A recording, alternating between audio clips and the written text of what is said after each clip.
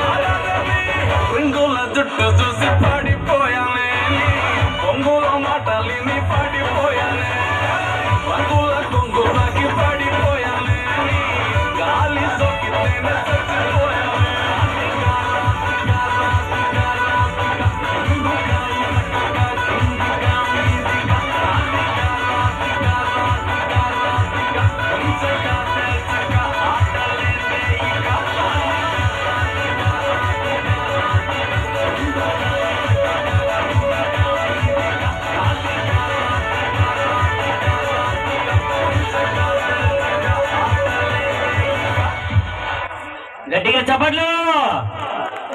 రాధిక, రాధిక బాగా చేసావు రాధిక. ఇప్పుడు నెక్స్ట్ సాంగ్, ఇప్పుడు మా ఫోక్ సింగర్స్ డాన్సర్స్ పుట్టి మీద కూడు ఊరించినట్టు అనే పాటకు లేదంటే గానా అది వేసుకో. ఆ పాట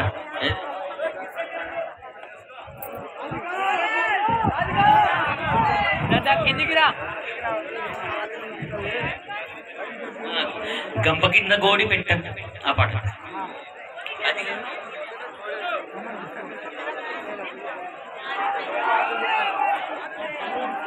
ఓకే, నాగులమ్మ పాటకు మా వాళ్ళు డాన్స్ చేస్తున్నారు.